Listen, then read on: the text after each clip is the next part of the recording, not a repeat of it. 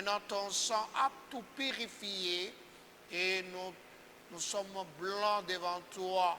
Béni soit ton nom. Nous avons besoin, bien-aimés, du Saint-Esprit afin qu'il nous donne réellement l'orientation de ce qui va se passer pendant ces temps. C'est lui qui connaît les pensées célestes. La Bible même dit, nous ne savons pas intercéder, mais c'est le Saint-Esprit qui intercède avec des soupirs inexprimables, exprimant réellement la volonté du Père. Voilà pourquoi nous avons besoin du Saint-Esprit pendant ces quelques instants. Cher Saint-Esprit de Dieu, j'ai besoin de ta plénitude. J'ai besoin d'une communication céleste. J'ai besoin des révélations qui viennent de toi.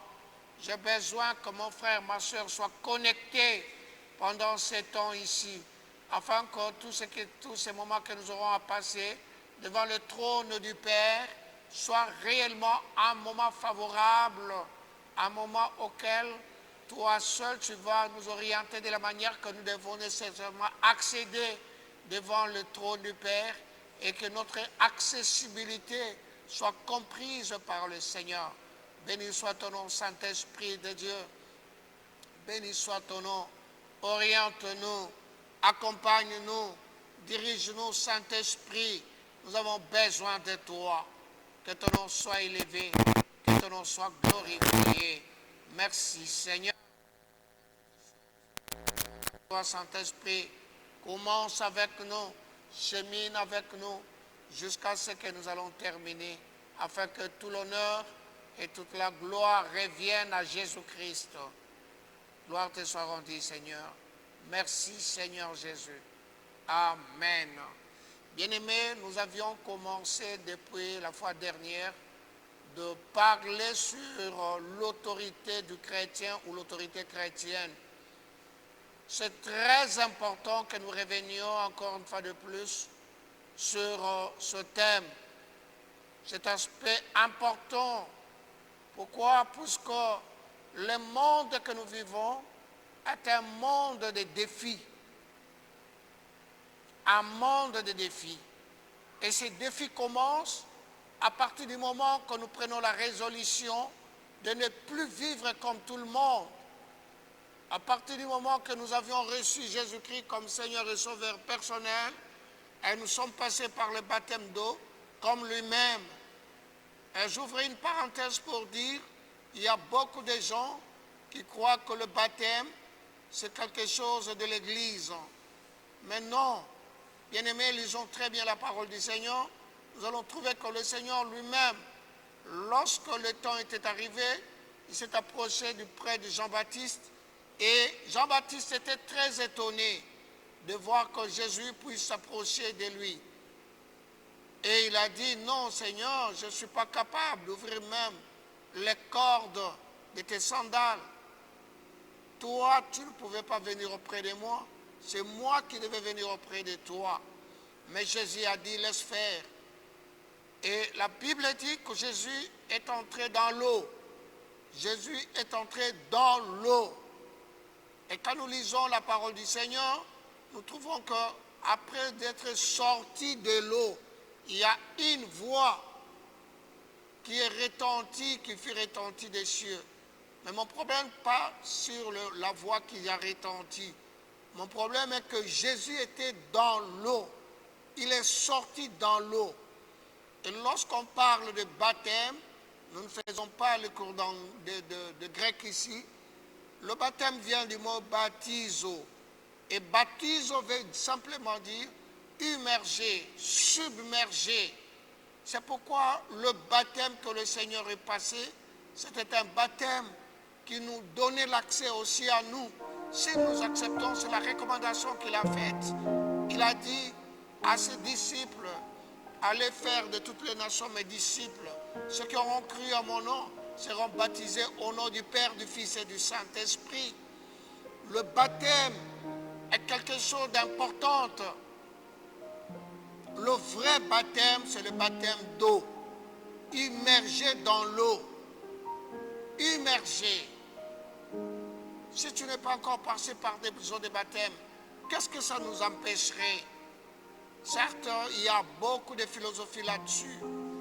Il y a certaines personnes qui disent, le brigand, les deux brigands qui étaient avec Jésus sur la croix, et l'autre qui était en train de dire à son ami, non, tu ne peux pas injurier le Seigneur. Si aujourd'hui nous sommes crucifiés, c'est puisque nous valons cette condamnation. Mais lui, il n'a rien fait. Et la Bible dit quoi? Cet homme était un homme sage. Il dit, souviens-toi de moi lorsque tu seras dans le royaume, dans le paradis. Et Jésus dit à cette personne, aujourd'hui même, tu seras avec moi dans le paradis. Alors, il y a une philosophie où les gens sont en train de développer pour dire, cet homme est entré dans le paradis, mais où est-ce qu'il a été baptisé?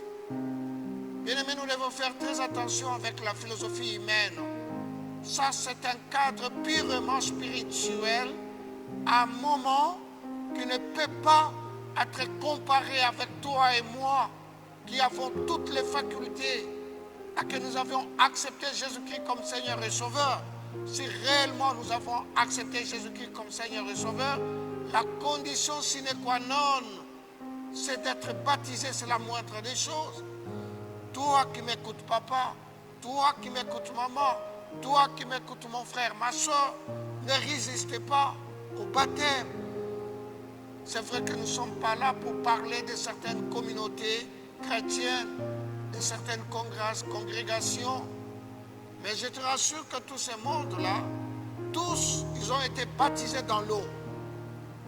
Tous. Nous avions suivi des témoignages. Ce n'est pas quelque chose de discret.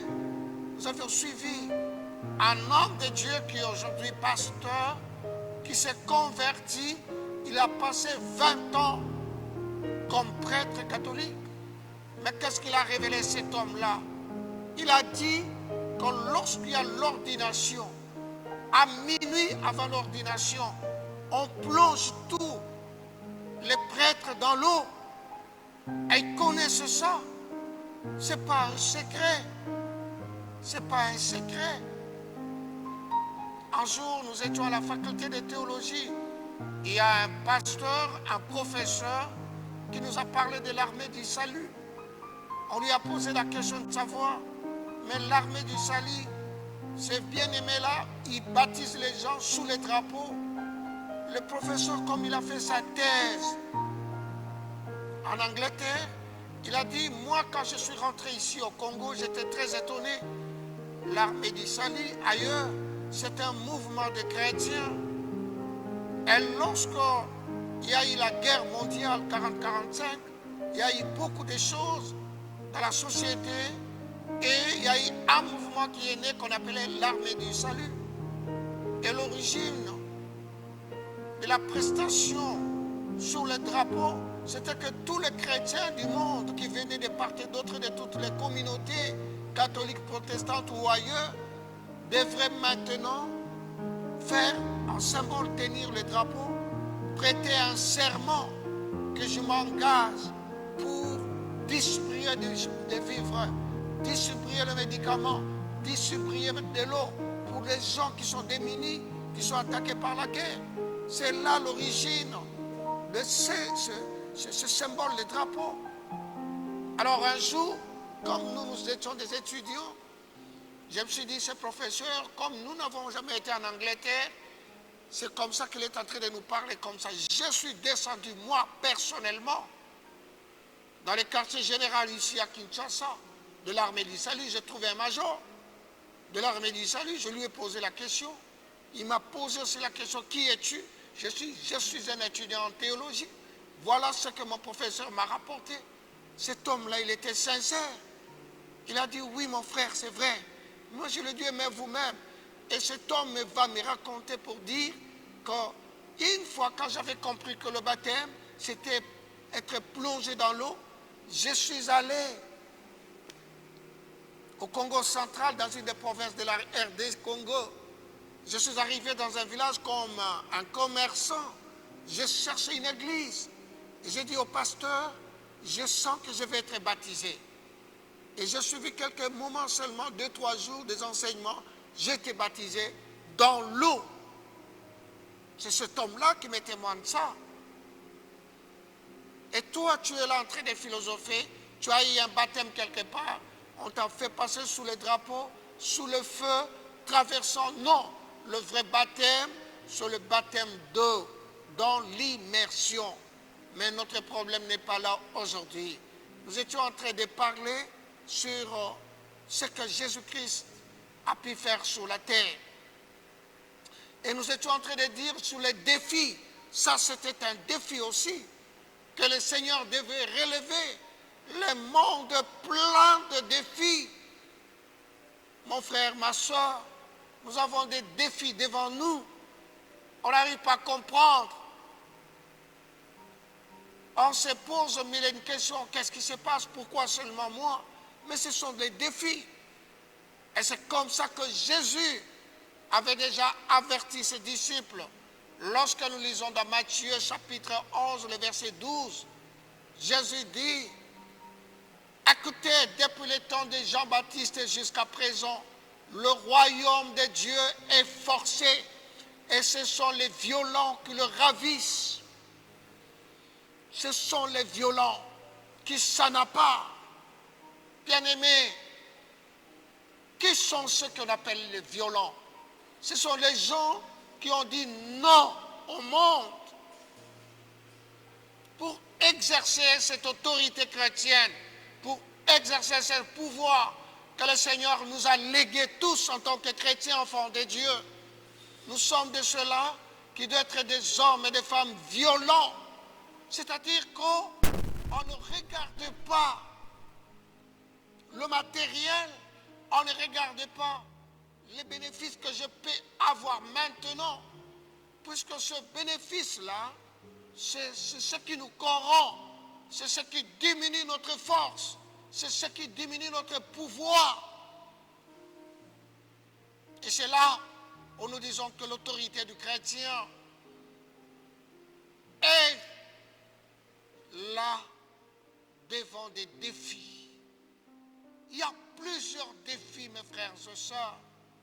Le monde que nous vivons, c'est un monde de défis. Un jour, je suis entré, un bien-aimé, un pasteur, un serviteur de Dieu, qui nous rapporte une histoire. Qu'est-ce qui s'est passé dans la famille? Il y avait un deuil.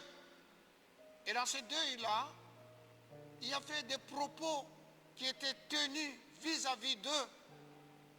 Pourquoi? Puisqu'il devait y avoir des cérémoniales coutumières. Mais eux, en tant qu'enfants de Dieu, ils avaient refusé catégoriquement de ne pas s'associer avec ces gens.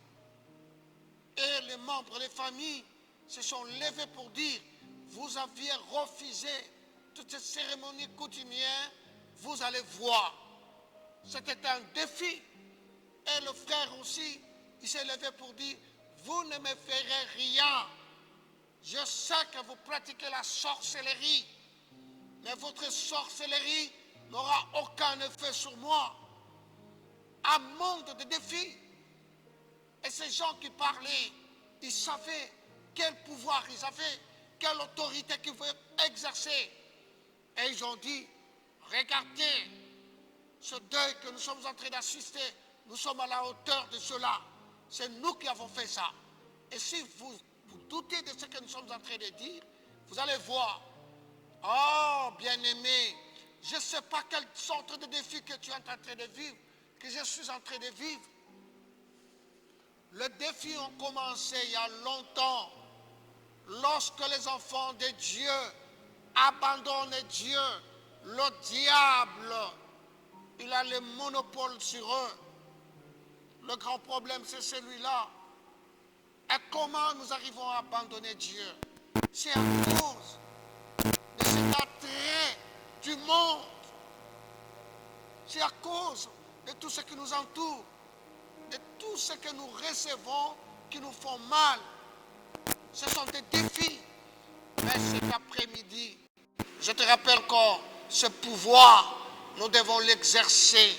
Nous devons l'exercer à n'importe quel défi.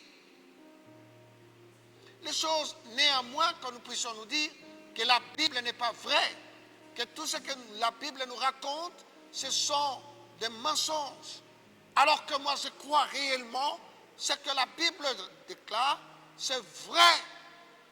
Mais c'est le pouvoir que chacun de nous, la décision que nous devons prendre. Cette femme, la Bible dit, qui a eu un défi dans sa vie pendant 12 ans.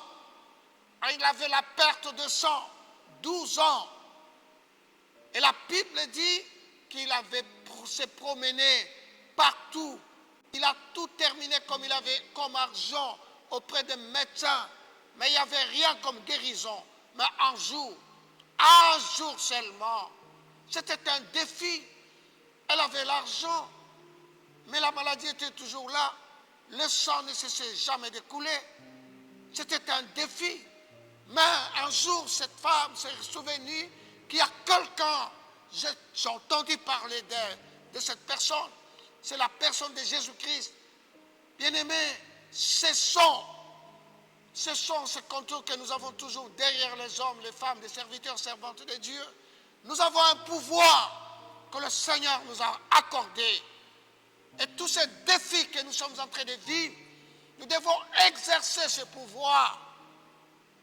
Ce n'est pas donné à qui que ce soit. Je n'ai pas lu dans ma Bible qu'il y a une catégorie de gens réservés qui peuvent exercer ce pouvoir, qui ont cette autorité. Depuis l'Ancienne Alliance, Moïse a dit à Jéthro, son beau-père, c'est vrai ce que tu es en train de me dire, c'est vrai, mais il y a quelque chose que je dois réaliser. Je dois réaliser puisque j'ai une charge d'amener ces gens à la terre promise. C'était un défi. Et lorsque Moïse, il est entré petit à petit de sentir que le temps était arrivé, il a dit à Josué quoi? Josué, je te lègue ce pouvoir. Tout lieu foulera votre plante de pied, je vous donne possession de ces lieux. À n'importe quel lieu que je peux me retrouver, je dois exercer cette autorité, ce pouvoir que j'ai. Le monde, c'est un monde de défis. Mais nous sommes les plus privilégiés à cause de ce pouvoir que le Seigneur nous a accordé, à cause de cette autorité que nous devons exercer. Chacun de nous se retrouve dans une famille. Il y a plusieurs défis. Peut-être que tu es dans une famille où les femmes ne se marient pas, où les gens n'étudient pas, où les gens n'ont pas de travail, où tout le monde ne peut pas dépasser tel âge et ils meurent toujours avec une maladie quelconque. Ça, c'est un défi que tu dois relever en tant que chrétien, exercer l'autorité que le Seigneur nous a conférée. C'est très important. Qu'importe ce que nous vivons, qu'importe, frères et sœurs, retiens seulement que c'est un défi. C'est un défi et nous devons relever ce défi-là. Nous devons relever et nous avons cette autorité, ce pouvoir de relever n'importe quel défi. Ce n'est pas un problème d'une catégorie de personnes. Tous, nous avons ce pouvoir. Jésus s'est retrouvé devant plusieurs défis. Mais il était là. Il a relégué le monde. Et c'est ce Seigneur-là que nous servons. Ce Seigneur-là que nous avons accepté comme le seul maître de nos vies. Bien-aimés, aussi longtemps que nous vivons sur cette terre ici, les défis sont multiples. Et les défis, nous allons les trouver partout. Partout. Qu'importe quel lieu. Que personne ne te trompe. Si tu es venu à l'église, croyant qu'en venant à l'église, comme j'ai suivi quelqu'un en train de dire, l'église c'est la présence de Dieu. Et quand il y a la présence de Dieu, il y a l'absence du diable. Fausse assertion. C'est faux. La Bible nous dit quoi? Allez voir.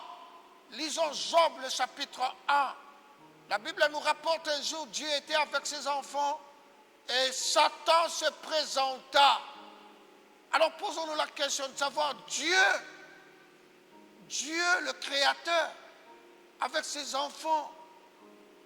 Mais Satan s'autorise de venir.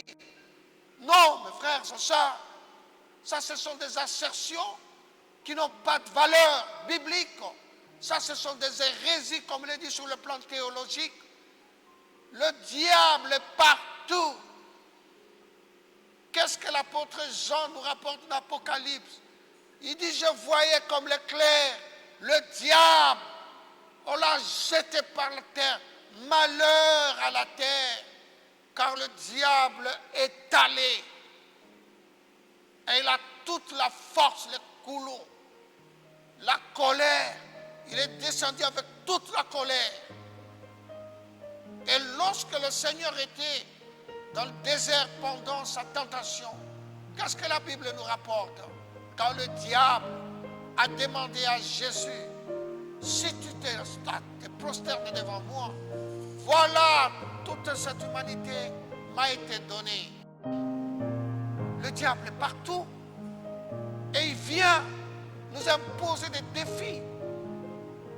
Mais cet après-midi, j'aimerais que tous ces défis que toi et moi, nous sommes en train de vivre, c'est pour un temps. Restons attachés au Seigneur.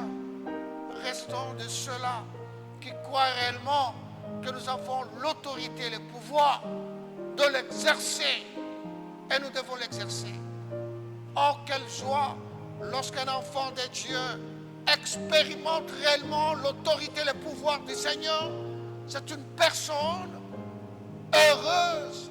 C'est une personne qui ne marche pas tête basse, mais qui marche toujours tête haute. Est-ce que c'est pour autant dire que lorsque nous avions vaincu quelques défis, et c'est tout? Non! Les défis sont toujours là, ou ils sont toujours là. La mort est un défi, mais le Seigneur nous dit, heureux ceux qui meurent dans le Seigneur. Ceux qui meurent dans le Seigneur, c'est une transition. La mort est un défi permanent et que nous ne connaissons pas quand est-ce que ça arrivera. Permanent. Mais heureux ceux qui meurent dans le Seigneur, car c'est un repos. Le jour où le Seigneur reviendra. Pourquoi tu as peur de la mort? Pourquoi nous avons peur de la mort? C'est un moment merveilleux où nous allons nous rencontrer un jour avec le Seigneur. Que le Seigneur nous bénisse.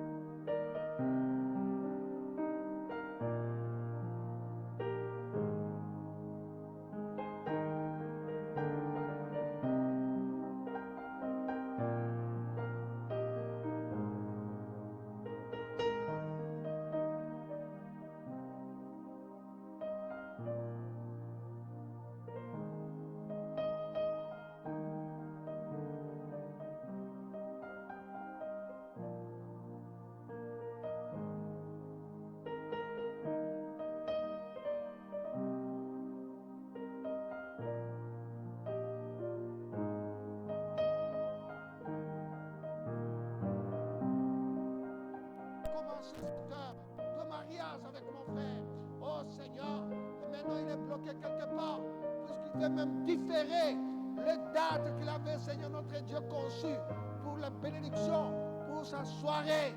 Ouvre tes écluses de cieux, interviens. Touche le cœur d'une personne, qu'il soit surpris, Seigneur, que l'argent est là, qu'il soit surpris. Oh Seigneur, regarde ce papa qui est venu me poser son problème cet après-midi au service, Seigneur, en disant, pasteur, tu ne peux pas m'aider, j'ai 4 enfants. D'ici mercredi, mardi, mercredi, les enfants doivent passer la première session, mais s'ils ne passent pas, s'ils n'ont pas payé, ils ne le feront pas. Je voyais ce papa les yeux rougis. Seigneur, interviens, interviens, Seigneur, interviens, interviens, interviens, Jésus. Regardez, Seigneur notre Dieu, cet homme, cette femme, qui on lui avait promis de l'argent. On avait dit, doit signer un dossier. Et cet homme, au lieu d'attendre, il est allé s'embourber dans des dettes. Maintenant, son cœur est en train de battre rapidement, ne sachant pas comment il va s'y prendre. Mon Dieu, interviens, interviens, interviens, interviens, interviens, que ce dossier soit signé au nom de Jésus-Christ, au nom de Jésus-Christ. Seigneur, regarde ce moment.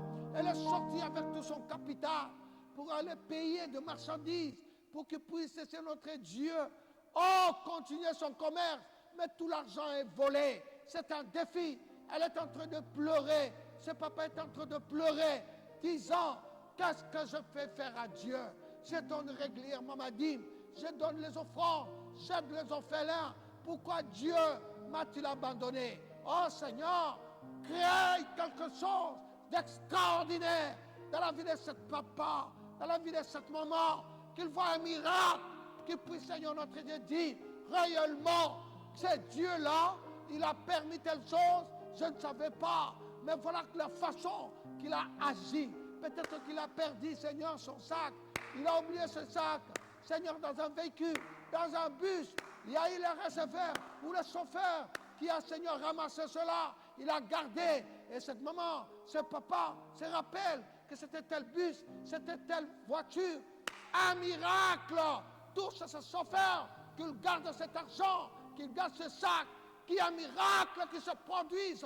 Puisque tu es un Dieu de miracle, afin que, Seigneur, c'est un défi que le diable a voulu lancer à ce papa, à cette maman-là. Regarde cette soeur, Seigneur notre Dieu, on l'a défié à cause simplement, Seigneur, à cause simplement qu'elle a refusé de faire des rapports sexuels avec cet homme. Il a dit, c'est fini avec moi, malgré que nous étions déjà chez vous dans la maison. Mais c'est fini. Nos relations s'arrêtent ici. C'est un défi. Seigneur, qu'elle soit forte, éternel Dieu. Qu'elle soit forte, qu'on le refuse. C'est un défi. Regardez cet homme, Seigneur notre Dieu. Tout le monde, il y regarde à gauche, à droite. Les gens qui ont commencé avec lui le travail, ils sont bien. Ils sont déjà des bailleurs. Ils ont déjà payé des véhicules. Mais quand ils cherchent à comprendre, tous ils sont dans l'occultisme. Et on l'a appelé. C'est un défi du monde. Mais c'est un chrétien. Donne-lui la résistance. Donne-lui la résistance, Seigneur. Donne-lui la résistance de refuser catégoriquement. Béni soit ton nom. Regarde cet homme de Dieu qui est là, Seigneur notre Dieu. Oh, l'église est dehors.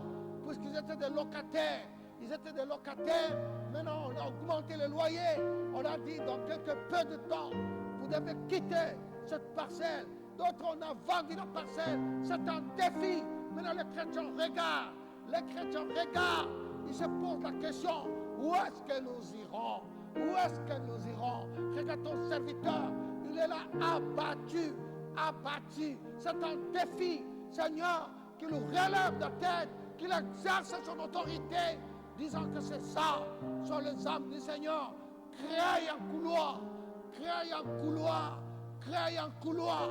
Que d'emblée, Seigneur, qui se retrouve quelque part. Béni soit ton nom. Mon âme te célèbre. Mon âme te bénit. Pour ce que tu vas faire, Seigneur, des choses. Oh Yahweh. Oh, gloire à toi, Seigneur. Gloire à toi, Jésus. Nous te bénissons. Plusieurs défis. Regarde cette maman avec son mari, sa barbe. Seigneur notre Dieu. Et cet homme a défié sa femme. Cette femme a défié son mari. Oh Yahweh, les temps sont durs. Que tous ces défis qui peuvent amener, Seigneur, au divorce, nous cachons cela au nom de Jésus-Christ.